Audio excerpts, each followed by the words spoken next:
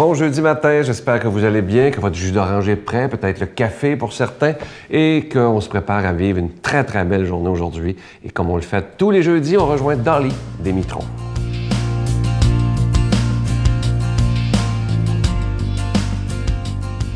Bon matin, bonne journée.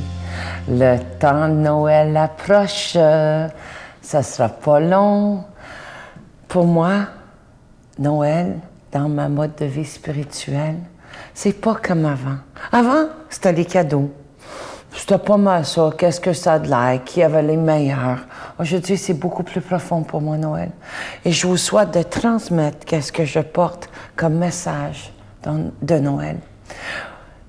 Cette année, je vous souhaite de reconnaître des membres de votre famille immédiats, d'écrire une lettre à eux, un hommage à leur qualité, à des moments précieux que vous avez vécus avec eux.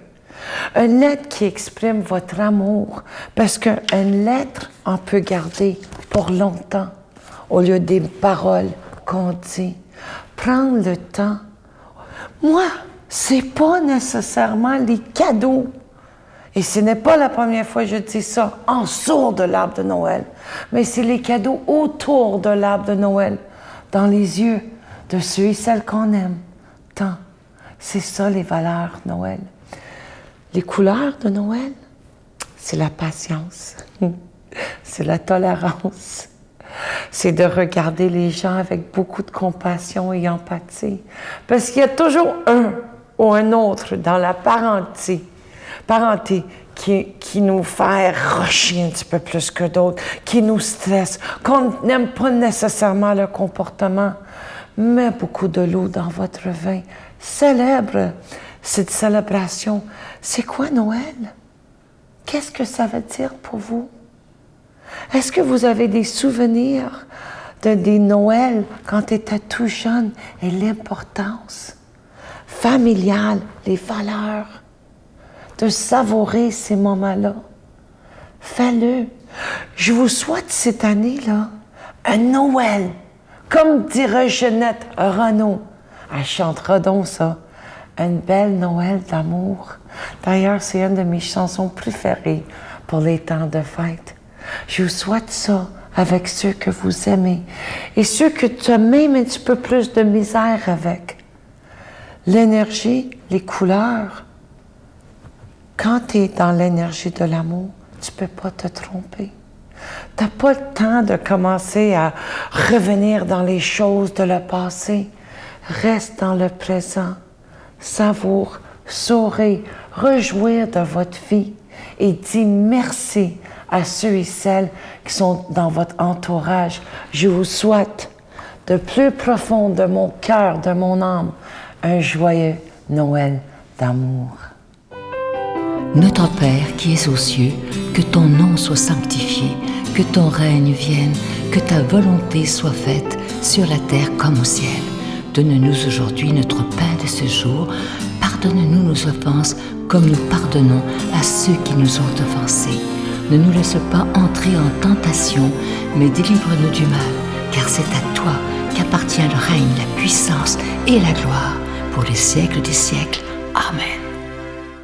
C'est vrai que ça commence à sentir Noël. Je vous rappelle, justement, c'est une belle suggestion de cadeau qu'on peut se faire ou faire à des personnes qu'on aime. Ce nouveau CD de M. Jean-Marc Chaput, une exclusivité de la Victoire de l'amour. Vous le retrouverez jamais en magasin. Jean-Marc a fait ça exprès, juste pour les gens de la Victoire de l'amour. Il s'intitule « Jamais seul ». C'est plus d'1 heure en compagnie de Jean-Marc. Et la façon qu'il est fait, c'est qu'on a l'impression qu'il est à côté de nous et qu'il nous parle à nous. Alors, c'est un CD qui fait beaucoup réfléchir. Vous allez beaucoup l'aimer. C'est quelque chose qu'on peut écouter tellement souvent. Parfois, quand ça va pas, ça nous donne un bon petit coup pour aller un petit peu mieux dans notre journée. Alors, je vous rappelle que c'est avec un don de 25 $ et si vous en voulez 2 pour en donner en cadeau, c'est avec un don de 40 $. Je vous rappelle, étant donné que c'est l'année qui finit, évidemment, que vous recevrez un reçu pour fin d'impôt. Moi, je vous remercie de tout cœur de votre offrande spéciale de Noël pour le ministère de la Victoire de l'Amour. C'est un peu comme si vous faisiez un petit cadeau de Noël à Jésus en disant, dans mon budget de cadeau, je vais t'en donner une partie pour que ta parole soit annoncée. Je vous donne l'adresse,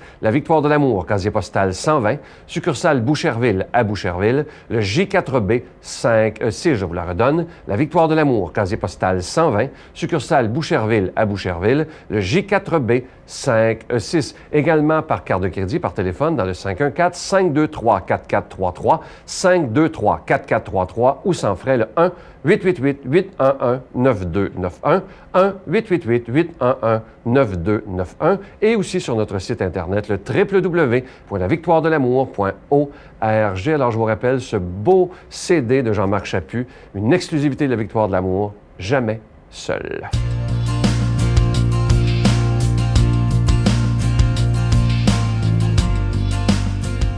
Mon Dieu, donnez-moi la sérénité d'accepter les choses que je ne peux changer, le courage de changer les choses que je peux et la sagesse d'en connaître la différence.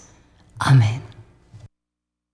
Je suis tellement content. Lorsque c'est le temps de présenter Raymond Gravel, évidemment, je vous invite à continuer de prier pour lui. On a eu la chance et le privilège d'aller enregistrer les homélies chez lui à Joliette. Il nous a accueillis avec un grand sourire, avec un moral d'acier, et parce qu'il le sait que des dizaines et des dizaines de milliers de personnes prient pour lui à tous les jours. Alors, merci de le porter dans votre prière et on l'écoute ensemble. Raymond Gravel.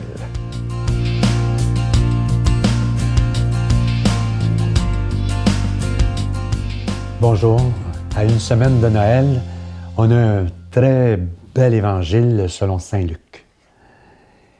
Il y avait au temps d'Hérode le Grand, roi de Judée, un prêtre nommé Zacharie, du groupe d'Abia. Sa femme aussi était descendante d'Aaron.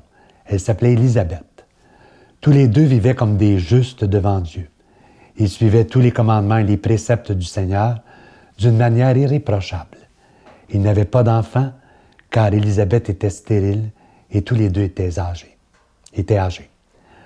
Or, tandis que Zacharie, au jour fixé pour les prêtres de son groupe, assurait le service du culte devant Dieu, il fut désigné par le sort, suivant l'usage liturgique, pour aller offrir l'encens dans le sanctuaire du Seigneur.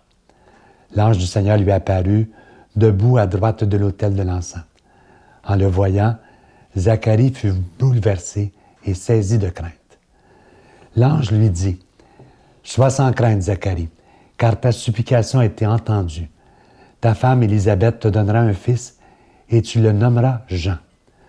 Tu seras dans la joie et dans l'allégresse. Beaucoup d'hommes se réjouiront de sa naissance, car il sera grand devant le Seigneur. Il sera rempli de l'Esprit Saint dès avant sa naissance. Il fera revenir de nombreux fils d'Israël au Seigneur leur Dieu.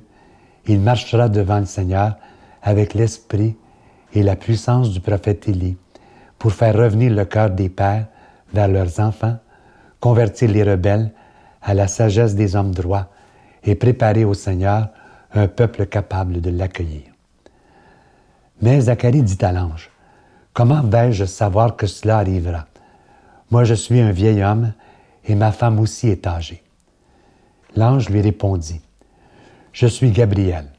Je me tiens en présence de Dieu et j'ai été envoyé pour te parler, pour t'annoncer cette bonne nouvelle. Mais voici que tu devras garder le silence et tu ne pourras plus parler jusqu'au jour où cela se réalisera, parce que tu n'as pas cru à mes paroles. Elles s'accompliront lorsque leur temps viendra. » Le peuple attendait Zacharie et s'étonnait de voir qu'il restait si longtemps dans le sanctuaire. Quand Zacharie fut sorti, il ne parvint pas à leur parler et ils comprirent qu'il avait eu une vision dans le sanctuaire. Quelque temps plus tard, sa femme Élisabeth devint enceinte. Pendant 5 mois, elle garda le secret. Elle disait, « Voilà ce que le Seigneur a fait pour moi, lorsqu'il a daigné mettre fin à ce qui faisait ma honte aux yeux des hommes. »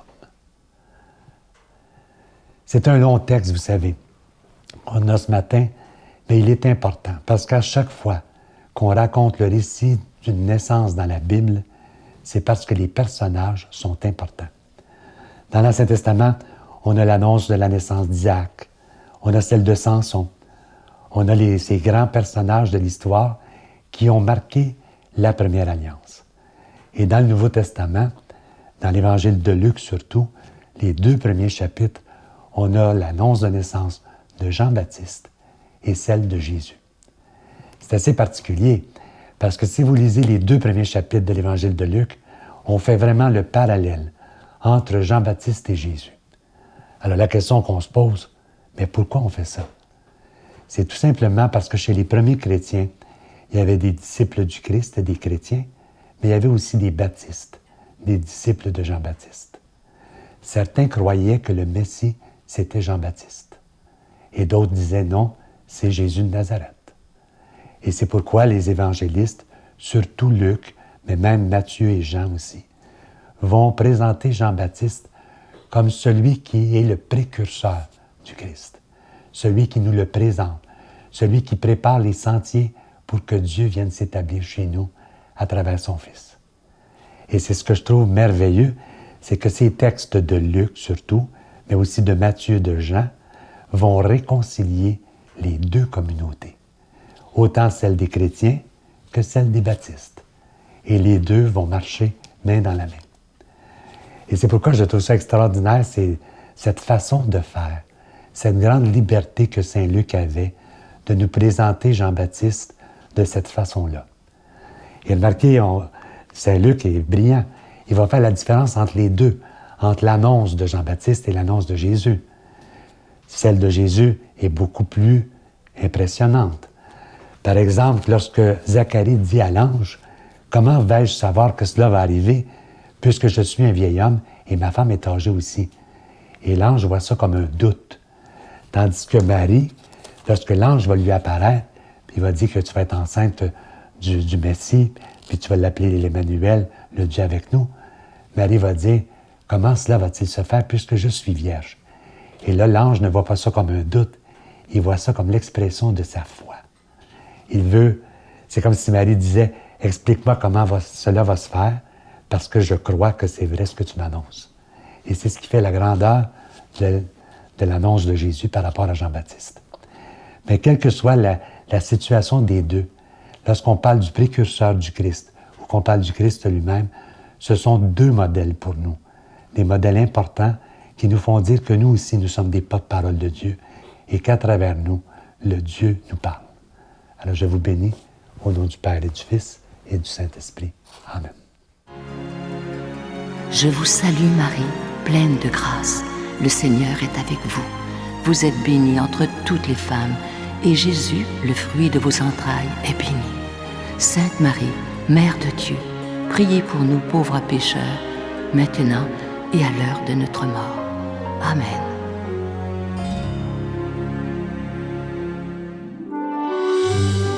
La Victoire de l'amour vous invite à vivre un pèlerinage en Italie à la rencontre de Saint François d'Assise et du pape François, en compagnie de l'abbé Robert Lemire et de Sylvain Charon. Nous visiterons Assise, Florence, Cassia, Orvieto et Rome. Nous assisterons aussi à une audience générale en compagnie du pape François au Vatican, du 25 mai au 5 juin 2014. Informations et réservations, voyage intermission au 514-288-6077. Sans frais, 1-800-465-3255.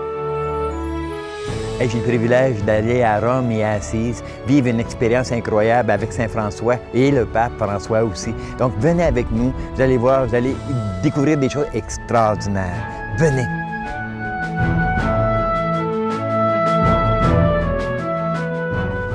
Il me reste que le temps de vous souhaiter la plus belle des journées. Je vous invite à ne pas manquer notre émission spéciale de dimanche. Vous savez, 22 décembre, midi 30. C'est une émission d'1 heure, une émission de Noël tout à fait spéciale. À demain. Bye.